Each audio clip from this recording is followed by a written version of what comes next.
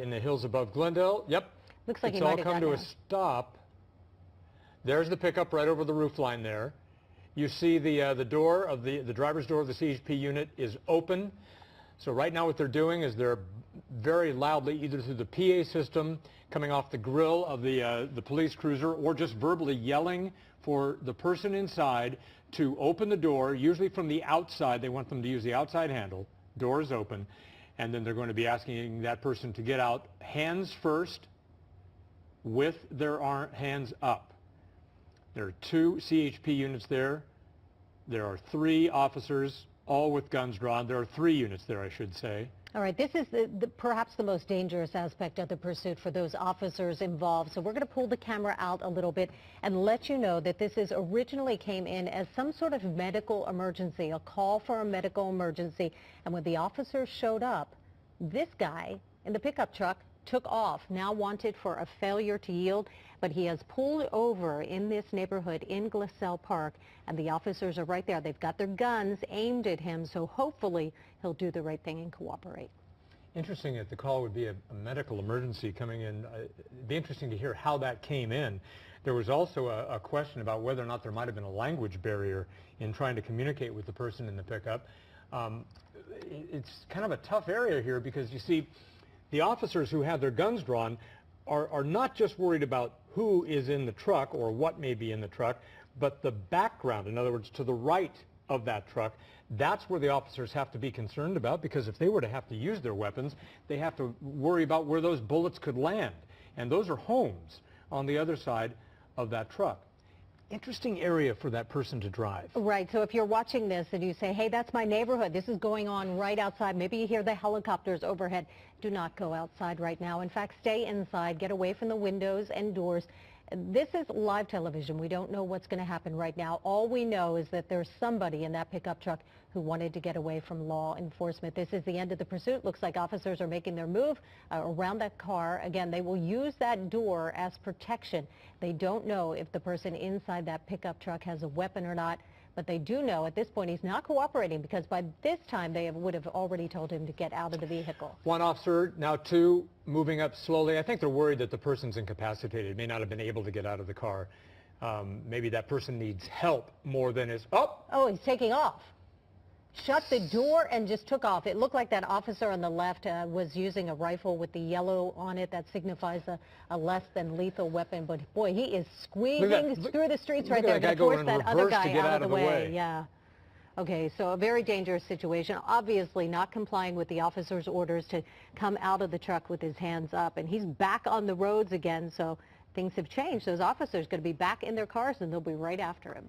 Well, the CHP helicopter and or Glendale helicopter is overhead, so whether the CHP has lost a little time or not, they'll catch up with him, or they'll meet him along the way. Looks like they're right there again, right behind him, Jeff. Exactly, and there you just caught a little glimpse underneath our helicopter of the police helicopter, which flies only about, anywhere between 500 to 750 feet off the ground. Hey, maybe we can get a better location there. It looks like we're pulling, is that part of Forest Lawn?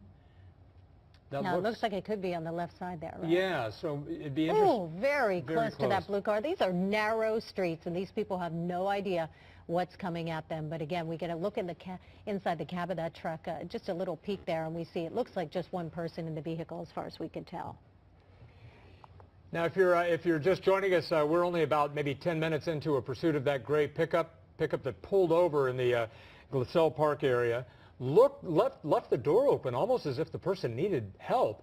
And then when 2 police officers, California Highway Patrolmen, walked up with their guns drawn but pointed down at the ground, they slowly walked up, and that's where the driver apparently was startled and then took off before even shutting the door, and now is finding himself a little bit pinned in a residential area. Yeah, it looks like he might be on his cell phone. He's lifting look at the green car right in front of him. Yeah, and it looks like that's a truck, and it's facing him. So what's going to happen here? Boy, I hope there's nobody in that pickup truck. Now the door's back open. And shut again.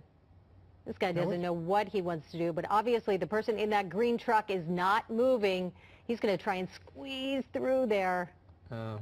Just unbelievable, and it looks like it worked. He's going to get away. It looks like he was on the cell phone when he stopped right there. He had something up to his ear anyway, and driving with his right hand, looked like talking, using his left hand to talk on the phone. But somebody in that green truck, either on purpose or just by accident, pinned him in, but he did manage to squeeze through.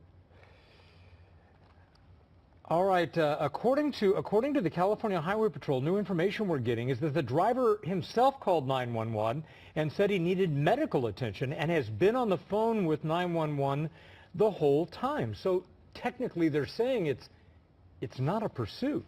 I'm not exactly sure what you call it when somebody says they need help, but then they run away from the help that they've called for. So yeah, this is really one of the more curious things. It could be a case where maybe there's a little bit of a psychological incapacity here. Maybe the person is disturbed, doesn't understand maybe what's happening.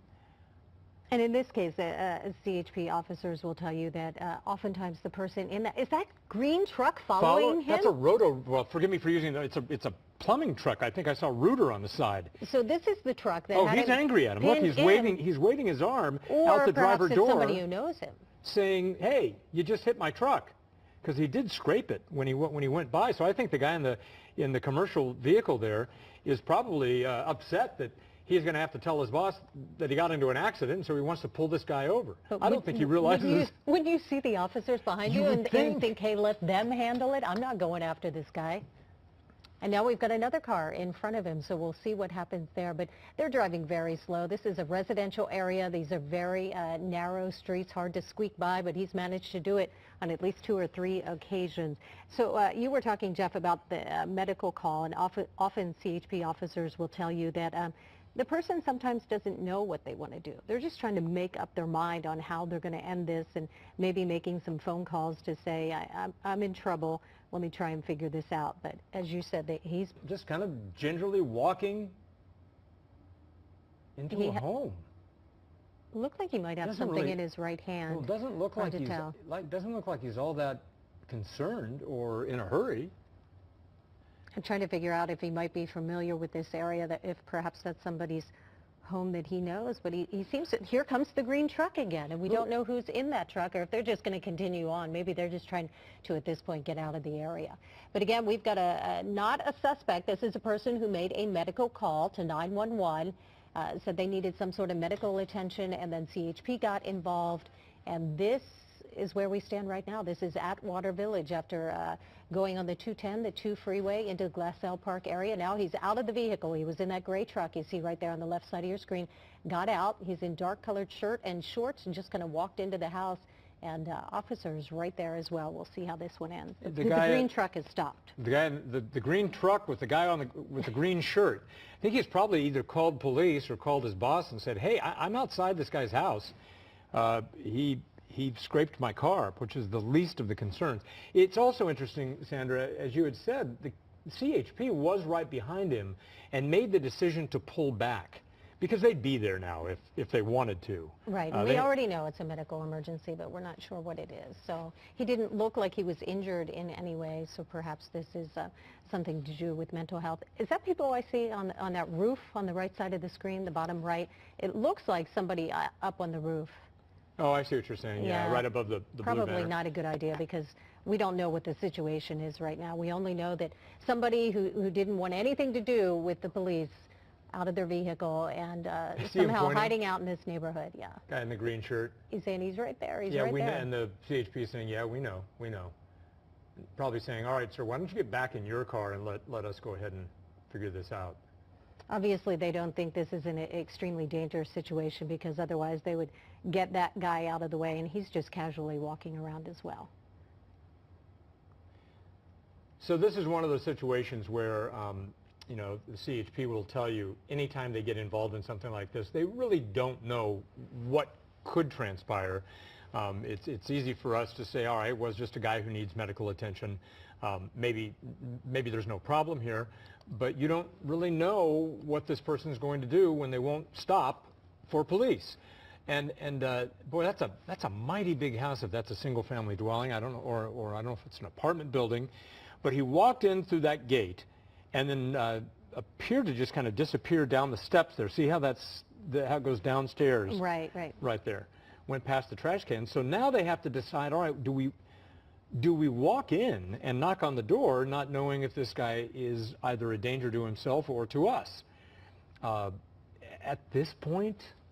Yeah, we know they've been on the phone with him, right? He called the 911 dispatcher and was in communication with, Right. been on the phone apparently throughout the duration of, we can't call it a pursuit. They're saying it's not a pursuit. It's just a failure to yield.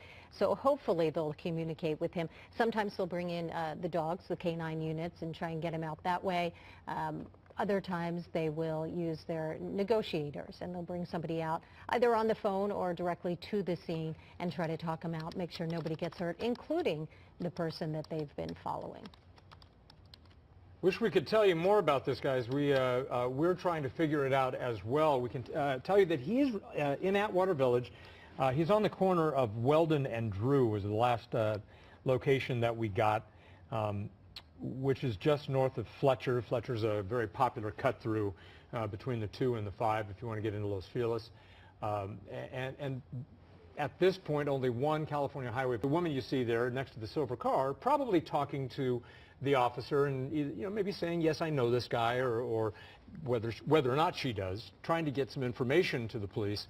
And they're trying to get some information to find out whether this is a person who needs their help or whether this is a person who could, be a problem to his neighbors. She also might be able to give them information about the people inside this, whether it's a home or an apartment, whether they're usually home at this time of day. Perhaps they've already left for work, so she can tell them maybe how many people are there, how many people live there, and maybe the layout of that house and the grounds around it. I would expect that they've got people not only in front of this house right now, but also in the back as well, although it's kind of hard to see, a lot of trees out there. Yeah, so I think it's at this point, if there's no pressing reason, if they're not getting a call that anybody is being threatened, if they're not getting a call that this person is doing anything that is dangerous, there's really no reason to run in.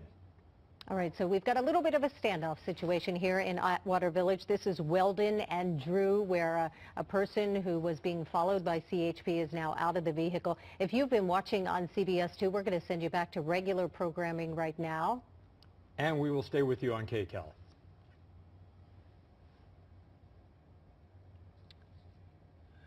All right, so police officers talking to who appear to be neighbors, just trying to get some information, to try to figure out why they are, why they have followed a guy in a pickup truck all the way up into the Atwater Village area, into a neighborhood.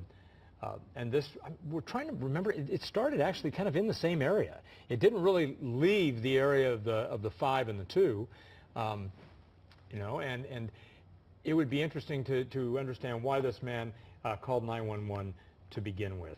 We don't want to drag this out if there's no pressing reason to. For those of you in the Glendale, Atwater Village area, doesn't seem that there's a danger, but at least you know this is going on in your neighborhood and you can be aware. All right, so we're going to wrap up our coverage right now. Of course, we'll have the very latest on this pursuit suspect out of the truck and in this neighborhood at Weldon and Drew. We'll have the very latest on our CBS 2 News at 11 a.m. We'll see you then.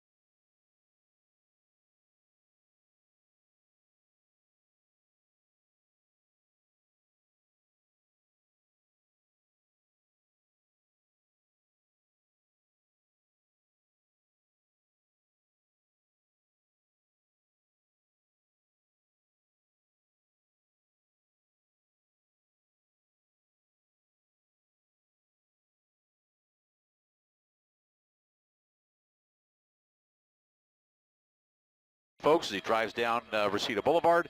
Some folks are gathering on the corners. They've heard about this thing, so they're coming outside, waving right back at him.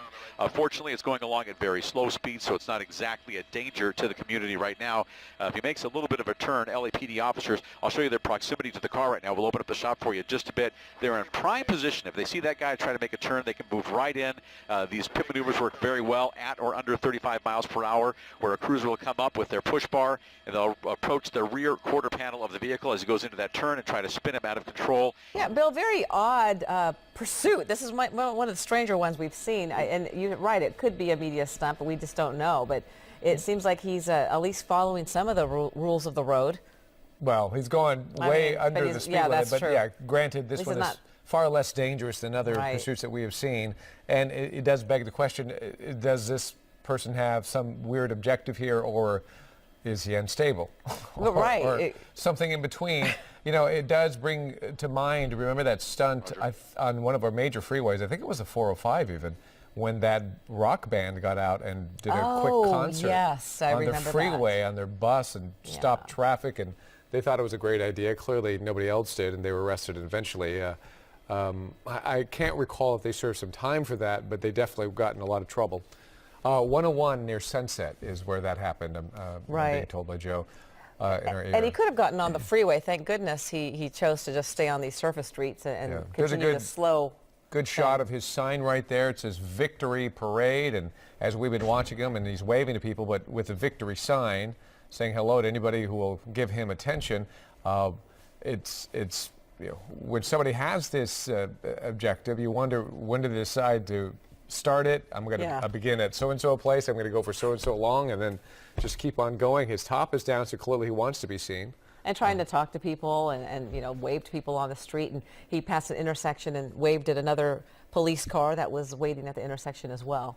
It's just and he's getting the crowd. Okay. Yeah, this is folks at a bus stop there waving at him as well. And granted, it's going to get a lot of attention because of all the police cars that are coming up behind him. And they're going this slowly. Why don't they just do a pit maneuver if they find a wide berth of space there? Oh, I'm sorry. He's at Ventura Boulevard, and that's a good question.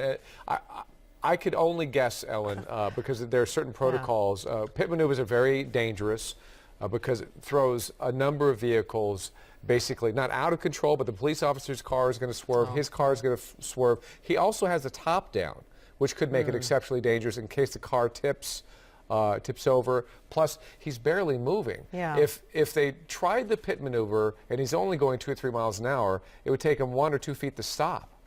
The vehicle. There's not a lot of momentum. Peace sign there. Rita, what did you say? He's going.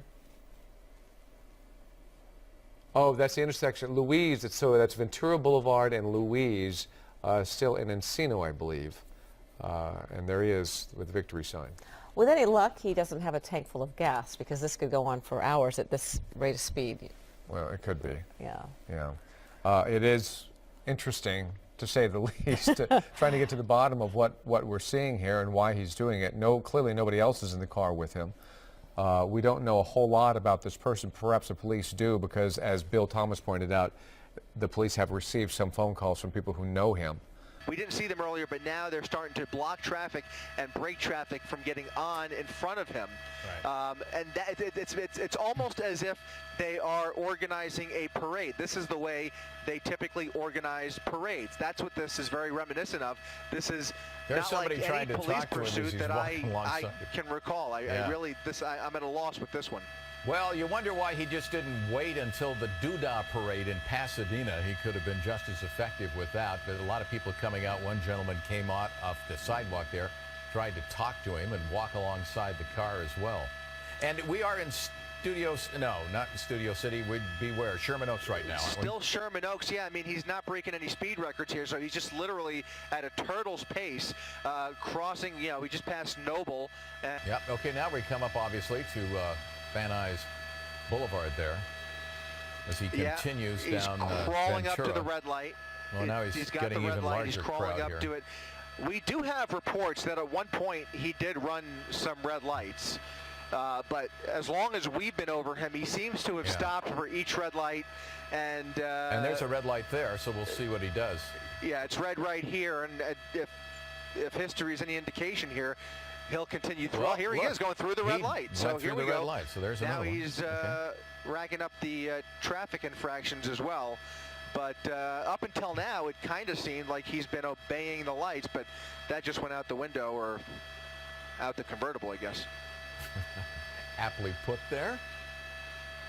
We're going to continue to follow this until it... No. Somebody thinks he's going to stop him. Look at this. This is crazy. Unstable individual who may indeed bring this pursuit to an end by himself, but you can see more people now entering the boulevard, and this is where it gets a little bit dangerous.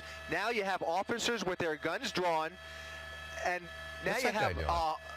This is just, this is incredible. Somebody now tackling this guy onto the hood of an LAPD patrol car. Wow. Officers with their guns drawn. Obviously another unstable individual. I mean, this is just unbelievable. You have one unstable individual, now 2 people under arrest after a slow speed pursuit, the likes of which we have not seen here, as far as I can remember. This is just totally bizarre.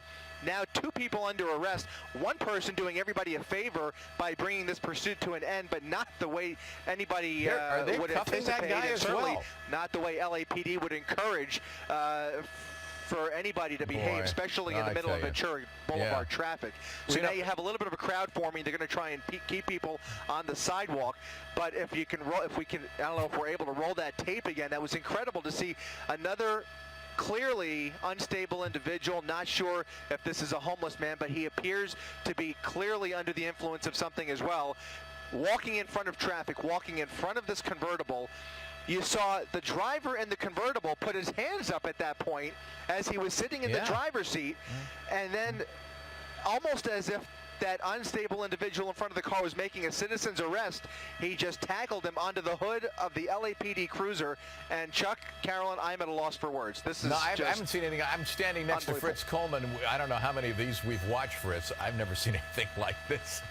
I mean, my pilot, Alex Krewall, and myself are both on the edge of hysterics here, cracking up. This is just incredible to watch, and you got to admit, I mean, it brings a smile to your face to see all of this, you know, commotion going on down there. But certainly police were faced with a decision there, and they had an opportunity to bring it to an end, and they did just that without anybody getting hurt. Well, it's interesting that the citizen was cuffed. He is in that Ford, that vehicle, the black and white unit. They've taken him away. They've taken the other guy away. And then another officer got in the Mustang, which we're presuming it's a Mustang, and then drove it over to the side of the road there. Now we got all these people out. Yeah, and more LAPD units arriving out here now. You now have a crowd building, and they don't want to see that either. You know, we've seen situations where, you know, a restless crowd could, you know, get out of hand, even though they're just kind of watching and taking pictures. The LAPD, I think, is going to try and clear Ventura Boulevard as soon as possible, get a tow truck out here to get this Mustang out of here, and hopefully business can resume as normal on a Friday night, or as normal as they can be on Ventura Boulevard. Heck of a way to start the Memorial Day weekend, isn't it? I tell you, this is a new one on me, Chuck. Again, you see more LAPD units arriving. The priority has to be, now there you see the other individual now with his hands cuffed behind his back, and he'll be taken into custody as well. And it'll be very interesting to see what charges he may possibly be faced with. I don't want to presume anything, but it's certainly... Well, he could be charged with interfering. There's a charge with interfering with officers in a pursuit. Yep. I can't remember exactly what it is, but I know there is something when you interfere with law enforcement. Yeah, no, absolutely. That, I mean, he's definitely, you know, on one hand, yeah, he's definitely broken some rules here, but on the other hand, he's kind of the hero of the hour for saving us from a prolonged slow-speed chase that could have gone well into Burbank. I mean, yeah, this was just, it was just so unpredictable, not knowing what was going through that